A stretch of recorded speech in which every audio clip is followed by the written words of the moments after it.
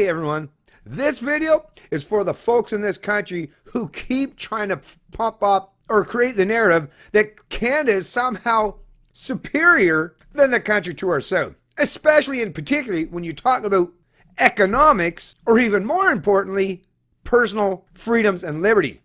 Now, that's one area, like I say, folks, and yeah, I'm a Canadian, so, don't get pissed off at me the fact that I'm not willing to go oorah. And the reason why that's the case is because I actually cherish those rights, freedoms, and liberties.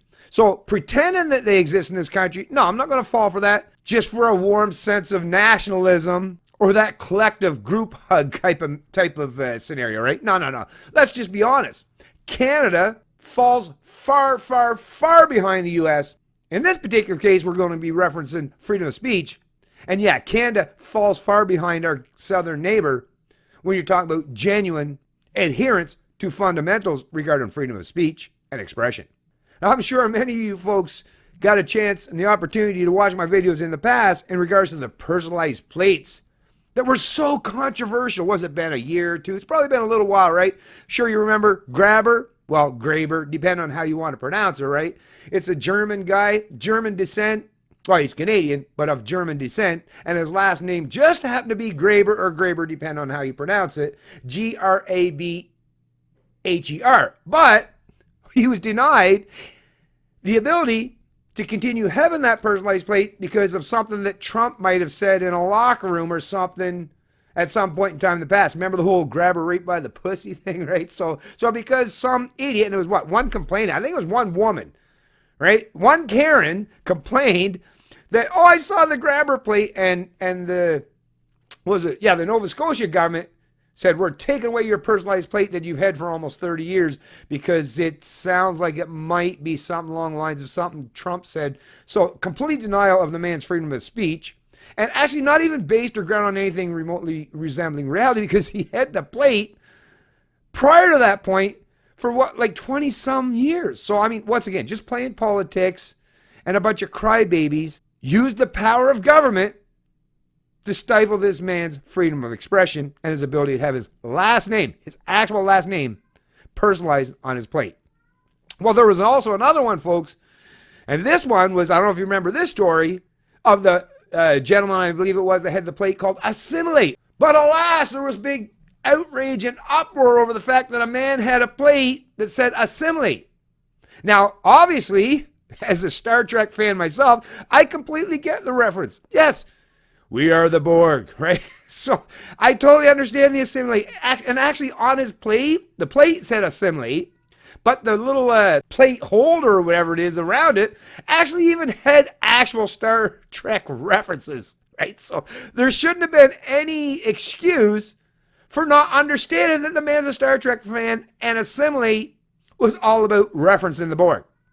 But of course, because of the murdered, missing Indigenous women, the whole thing, the big federal government study into this things that happen to Aboriginal people under big government, right? That's the thing. It wasn't regular Canadians that screwed over these First Nation people. It was the government, the very people who are denying this guy his ability to have his personalized plate. But anyways, like I say, I don't have to get too far into that. But so we had Assimilate and the Graber case, and both of them, at this point, as far as I'm aware, even after appeals, have not had any ability to get their grievances sorted out and their ability to have freedom of expression on the personalized plate respected and acknowledged. Now, that's not what takes place in the U.S. In the U.S., as you're going to find out in this article I'm going to be referencing, they actually have genuine freedom of speech and freedom of expression, and the courts still uphold and acknowledge it. Headline out of Reason.com, offensive license plates are free speech, court tells California. This is from Reason Roundup. It's being reported by Elizabeth Nolan Brown, November 25th, 2020. Queer Slayer, license plates are okay, says judge. Thanks to the First Amendment, the state of California can't ban residents from vanity license plate messages that it deems offensive to good taste and decency.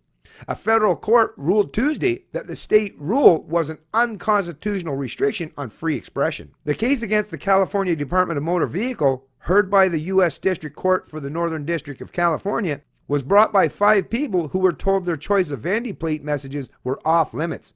The 5 plaintiffs were represented by the libertarian law firm Pacific Legal Foundations, PLF. Kudos and shout out to those folks. Vague bans on offensive speech allow bureaucrats to inject their subjective preferences and undermine the rule of law, said PLF's Wen Fa in a statement. One of the people who filed the suit is a gay man who owns a record company called Queer Folks Records. He was originally told that he couldn't get a license plate saying queer because it was an insult. Another plaintiff who loves the band Slayer was denied a Slayer license plate because the Department of Motor Vehicle, the DMV, said the message was threatening, aggressive, or hostile. The DMV told plaintiff Paul Ogilvie that he couldn't get a plate combining the first letters of his last name and his favorite animal, Oogwolf, because OG can be slang for original gangster. So insanity does exist down in the U.S. in terms of how some of the reaction can happen by the Karens. But like I say, the buck stops once this stuff is actually challenged in a court of law. In Canada, nope, you got no luck trying to challenge these impositions through our courts. Another plaintiff was denied DUKNA plate because the DMV said it sounded too much like an obscene phrase, even if it wasn't itself obscene.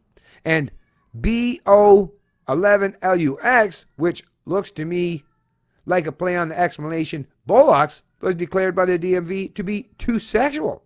But U.S. District Judge John Teagar sided with the plaintiffs, saying the state's ban on plate messages with connotations offensive to good taste and decency is unconstitutional. Teagar pointed to a recent Supreme Court ruling in favor of the band The Slants, who won a fight with the U.S. Patent and Trademark Office over their name. Teagar did say the DMV could probably be permitted to deny plates that are, for instance, obscene, profane, or contain hate speech because they fall outside of First Amendment protections, notes the Associated Press. And in reality, that judge is actually incorrect on that statement. Maybe they should reference the Supreme Court decision once again to acknowledge the fact that no, offensive speech or hate speech does not exist. And it's been clarified multiple times by the Supreme Court itself. So there's that, folks, once again. But as you see time and time again, there are people out there, there are those among us who are constantly trying their best to stifle or silence what you want to say. Maybe it's because they deem it offensive. Maybe they just don't like it. Maybe you just happen to practice politics or fall on the wrong side of that political divide, right? That's really, at the end of the day, that's really what we're talking about. Because none of these things that we see, whether it's assimilate, grabber, or I'm right, as you're seeing in this one, right? None of this stuff has anything to do with causing harm to anybody. So of course it should be allowed. And even using the word allowed sounds weird.